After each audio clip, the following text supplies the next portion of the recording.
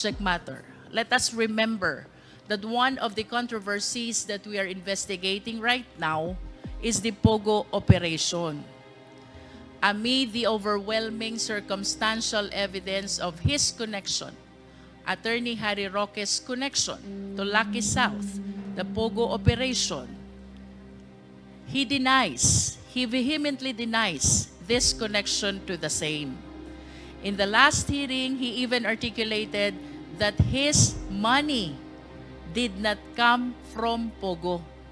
I wish to remind the committee that during those time, Attorney Harry Roque was the presidential spokesperson, a government official whose income is very much limited.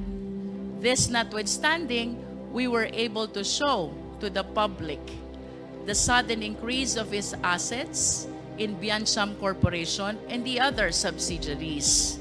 At this point, Mr. Chair, I maintain that the documents which are being required are relevant to the subject matter of the investigation, because if Harry Roque will not be able to prove the sources of his assets, then there is a possibility indeed that will support his connection to this Pogo operation.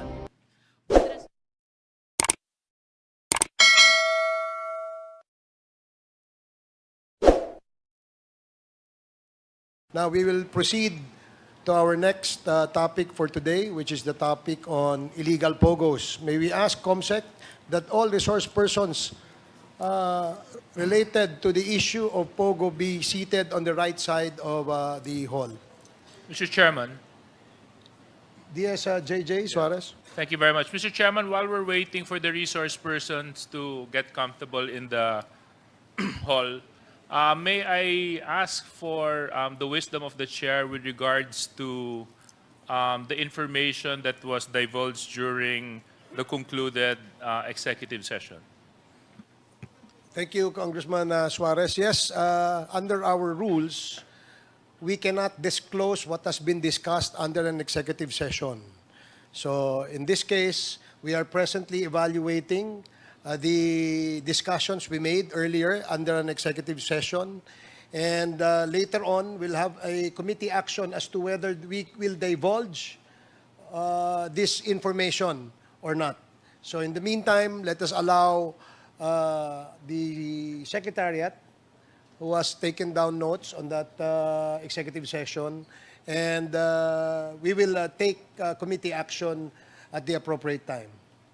Thank you very much. So sa pag-unawa ko po, Mr. Chair, ipinapakiusap po natin sa lahat ng mga miyembro ng Kongreso na nandoon sa executive session na kung ano man ang kanilang narinig, kung ano man ang kanilang nakita, ay wag na po muna na idadivulge po ito sa publiko habang ito po ay nasa pagsusuri ng komitiba. Tama po ba ito, Mr. Chair? That is correct, Congressman Suarez. Thank you very much, Mr. Chair. Okay. Thank you. So we will now proceed with, we have a list of members who wish to interpolate on the topic of Pogo. May we know, COMSEC, if Attorney Harry Roque is present? Mr. Chair, he has not presented himself today, and he has not also confirmed his attendance in today's hearing.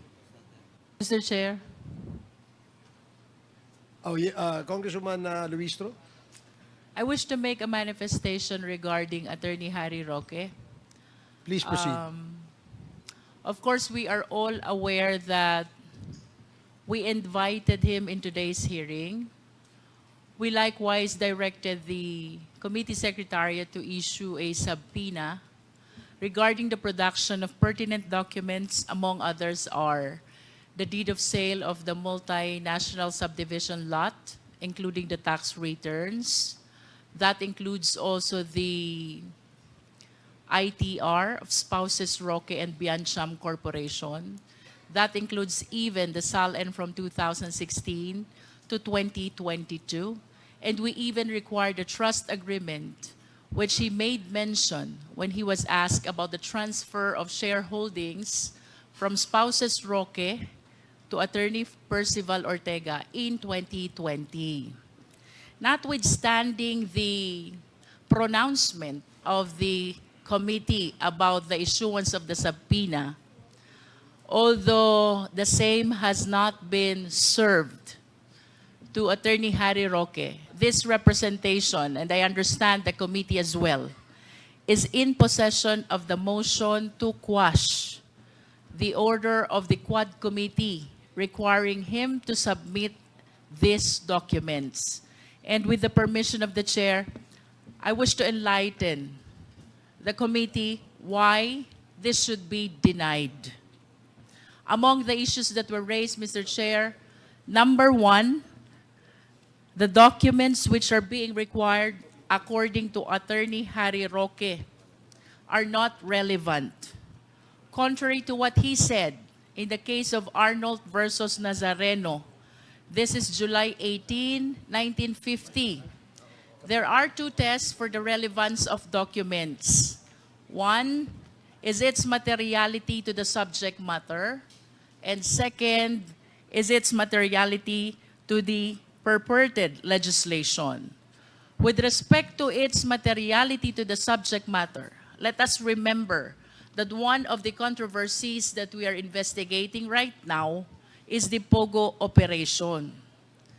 Amid the overwhelming circumstantial evidence of his connection, Attorney Harry Roque's connection to Lucky South, the Pogo operation, he vehemently denies this connection to the same. In the last hearing, he even articulated that his money did not come from Pogo. I wish to remind the committee that during those time, Attorney Harry Roque was the presidential spokesperson, a government official whose income is very much limited. This notwithstanding, we were able to show to the public the sudden increase of his assets in Biancham Corporation and the other subsidiaries. At this point, Mr. Chair, I maintain that the documents which are being required are relevant to the subject matter of the investigation. Because if Harry Roque will not be able to prove the sources of his assets, then there is a possibility indeed that will support his connection to this Pogo operation. With respect to the relevance to the purported legislation, possible legislation, if we are able to prove, Mr. Chair, that the documents will support Attorney Harry Roque's involvement to Pogo operation, the committee will likely consider revisiting and amending, among others, RA 3019 or the Anti-Graft and Corrupt Practices Act, the Code of Professional Responsibility of Government Officials, Anti-Money Laundering, Corporation Law, and even the Code of Professional Responsibility and Accountability for Lawyers. The foregoing is apart from the need to amend various laws which we have established already. For one, the PSA Charter concerning the fictitious birth certificate that we have discovered already, the immigration law concerning the issuance of visa, the PAGCOR Charter concerning the licensing of Pogo, and at least the cybercrime law, which is RA 10175. Second, Mr. Chair, he invoked his right against self-incrimination. I wish to share the case of De La Cruz versus People. Ito pong right against self-incrimination ay ginagamit lamang sa testimonial evidence. And what we are requiring from Attorney Harry Roque are object evidence or documentary evidence, and therefore not covered by the right against self-incrimination. Third, Mr. Chair, he invoked his right against privacy.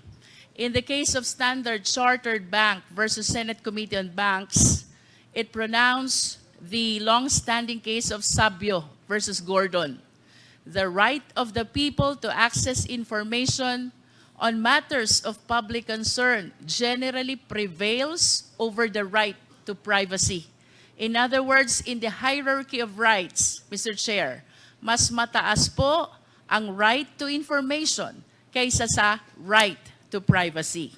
Finally, Mr. Chair, he likewise invoked his right to due process, two important elements of due process, notice and hearing. And we are all witnesses that we have been according this right to him since day one of the Quadcom hearing. In this light, Mr. Chair, I respectfully move that we deny, we disregard the motion to quash that was filed by Attorney Harry Roque. Okay, thank you, Congresswoman Luistro. There's a motion to deny the motion to quash presented before the Quad Committee by Attorney Harry Roque on the subject of subpoena duces tecum on several documents required by the committee from Attorney Harry Roque. Is there any second? Second, Mr. Chair. There is a motion, duly seconded. Are there any objections? Hearing none, the motion is approved. The committee denies the motion to quash of Attorney Harry Roque. Mr. Chairman, Congressman Paduano. just a point of clarification. Since it was denied, does it follow that the motion last time to issue subpoena is in effect? Yeah, yes. Can you please... Mr. Chair, may I comment? Okay, Attorney, Congresswoman Luistro. I humbly submit that the subpoena is still in effect. However, our challenge is it was not served to this date. It has not yet been served to this date. So I wish to suggest, humbly recommend to Quadcom that whenever we issue a subpoena, I hope we can adopt a template. So right on the same date and time, we have the resource speaker receive all the subpoena. Thank you, Mr. Chair. Thank Mr. you, Chair. Congresswoman Luistro. Mr. Chair. Comsec, please take note of the manifestation of Congresswoman Luistro. Mr. Chair, just a inquiry germane to the commotion earlier raised by Congresswoman Luistro. Since we have Let me just already... state for the record that the committee has not, the motion to quash of Attorney Roque is not in a proper motion because he has not received any subpoena yet or none of the subpoenas has been served by the committee secretariat yet at that point. So yes, Congressman Adyong. Thank you. Nevertheless, Mr. Chair, I would just like to inquire from our secretariat because I believe during the past committee hearings when all these documents were requested for Harry Roque to submit, he was here during those committee hearings. And may I confirm from the secretariat, based on our records, did Harry Roque in fact heed and accepted the request of this committee for him to submit all these documents? Can Mr. Chair, the secretariat, confirm this? Comsec? He has committed, right? Yes, Mr. Chair, Your Honors. During the August 22 public hearing, the committee requested Attorney Roque to submit all those documents mentioned, and he promised, he committed that he will submit it. And then on August 27, we sent a letter reminding him of his commitment to submit those documents. And on the 28th, he was absent. He was supposed to submit those documents on the 28th, but he was absent. He sent a letter of excuse, citing his his hearing of the International Arbitral Tribunal.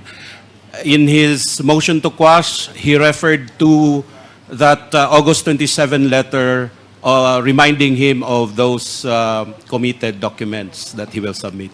So, Mr. Chair, if I may be allowed, Mr. Chair. So it's Please very proceed. clear. It's very clear, Mr. Chair, upon the confirmation of our secretariat that when all these documents were requested for Harry Roque to submit, he was here, he did the request of this committee, and in fact agreed to submit all these documents required of him.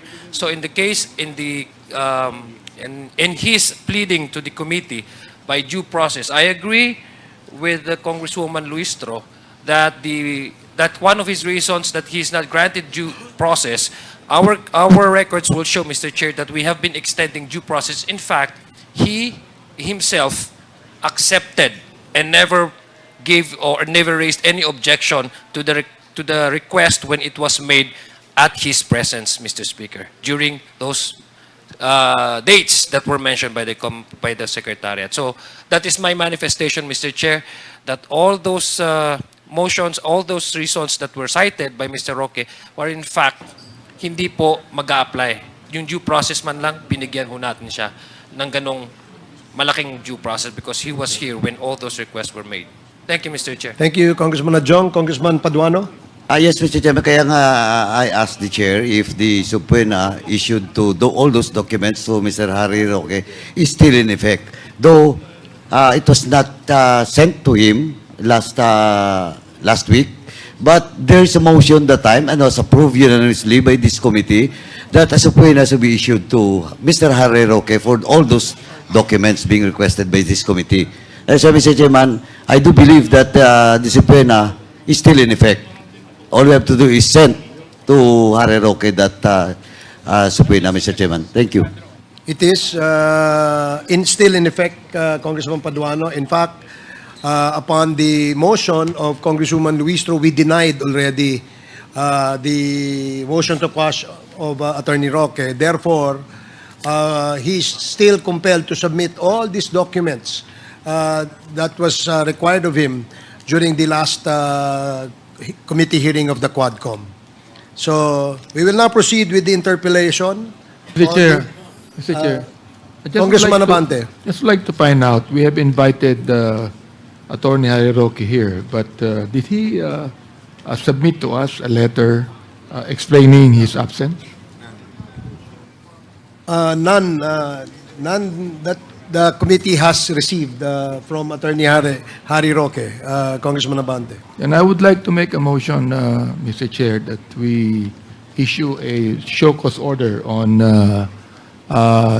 Tony Harry Roque and compel him to attend this hearing next time.